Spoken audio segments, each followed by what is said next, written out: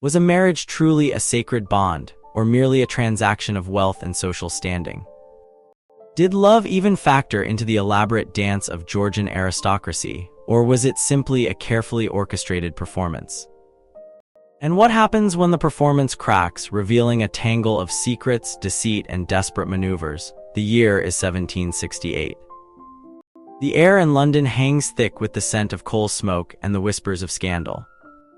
George III, a young king burdened by expectation, sits uneasily on the throne, while his mother, the Dowager Princess of Wales, casts a long shadow over the royal court. But far removed from the gilded cage of Buckingham Palace, a different drama was unfolding, a clandestine battle waged in the shadowed corners of society, a battle for freedom, for fortune, and for a chance at a new beginning. Let's start with Augustus Hervey. A man whose ambition burned brighter than his morals. He'd returned from the Caribbean, a wealthy man with a taste for the finer things in life and a decidedly cynical view of marriage. He'd been briefly a member of Parliament, championing the cause of naval officers, and now, with the war over, he was angling for a title, a position, and most importantly, a wife. But Elizabeth Chudleigh, a woman of considerable charm and an even more considerable fortune, wasn't easily swayed. Chudleigh House, a sprawling estate just outside of London, wasn't just a residence, it was a stage. A stage where the king and queen, despite their pious pronouncements, hosted lavish parties fueled by gossip, intrigue, and a healthy dose of rebellion. It was a place where the rules of propriety were routinely bent, where secrets simmered beneath the surface of polite conversation, and where the Duke of Kingston, Elizabeth's enigmatic benefactor, held considerable sway.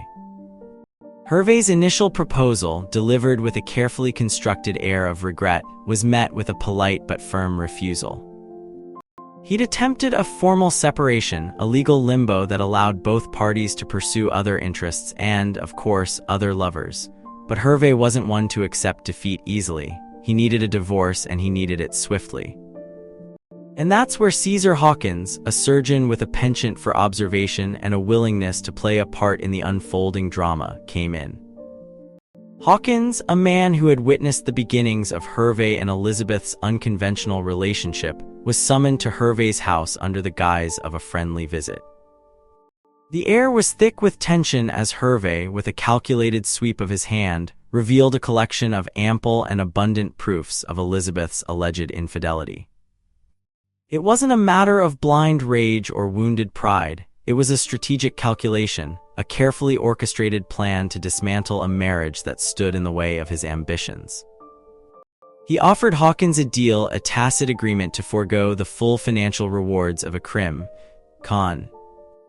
It was a cynical maneuver, a demonstration of how easily the rules of the game could be bent to serve personal gain. Meanwhile, Elizabeth, a woman who had cultivated an air of eccentric charm, was not entirely oblivious to the machinations surrounding her. She had, after all, meticulously documented her marriage to Hervey 9 years earlier, a testament to her awareness of the precariousness of her position. The formal separation, while offering a degree of freedom, was a fragile shield against the potential for a legal reckoning. The case of Augustus Henry Fitzroy, the Duke of Grafton, offers a stark contrast. A man known for his piety and rectitude, he married Anne Liddell, inheriting a fortune and a considerable amount of maternal disapproval. But their marriage, despite the wealth and the initial promise, quickly crumbled under the weight of his infidelities and his duchess's riotous parties. The ensuing divorce, a protracted and messy affair involving parliamentary intervention and a generous alimony settlement, served as a cautionary tale, a reminder that even the most respectable families could be undone by the corrosive effects of passion and deceit. And then there's the story of Augustus Hervey's own second marriage, a clandestine union with Elizabeth Chudleigh, orchestrated with the same calculated precision. The marriage, conducted in secret amidst the opulent surroundings of Chudleigh House, was a desperate attempt to secure a title and a future. But it was a marriage built on lies and manipulation, a testament to the shallowness of Georgian society and the ruthless pursuit of social advancement. The scandal surrounding the Grafton divorce, with its courtroom battles, scandalous memoirs, and breathless newspaper reports, captured the public's imagination. It exposed the hypocrisy of a society obsessed with appearances, where morality was often sacrificed at the altar of social status and political expediency. The king himself, a man known for his rigid moral code, was reportedly dismayed by the blatant disregard for propriety displayed by the Graftons' divorce proceedings. But the story of Hervey and Elizabeth wasn't merely a tale of personal betrayal. It was a microcosm of a larger societal shift, a reflection of the changing attitudes towards marriage, sexuality, and social control. The rise of the better sort, as Elizabeth Montagu observed, signaled a growing emphasis on respectability and social decorum. Yet beneath the veneer of propriety, the foundations of Georgian society were crumbling, revealing a darker undercurrent of infidelity, illicit affairs, and desperate attempts to navigate the complex rules of the social game. The legal battles that ensued, the crim. Con.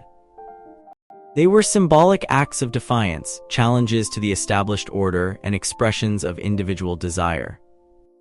They revealed the vulnerability of even the most powerful figures in society, and the lengths to which they would go to protect their reputations, their fortunes, and their futures. The story of Augustus Hervey and Elizabeth Chudleigh is a reminder that behind the grand facades of Georgian society, there lurked a world of secrets, deception, and unfulfilled desires. It's a story of ambition, betrayal, and the desperate search for happiness in a world governed by rigid social conventions and ruthless self-interest. So, was this a simple tale of marital discord, or a complex reflection of a society grappling with shifting values and the relentless pursuit of power? Did love truly play a role, or was it merely a casualty of social maneuvering? And perhaps most unsettlingly, what does it reveal about the very nature of marriage itself, a sacred bond, or merely a carefully constructed performance?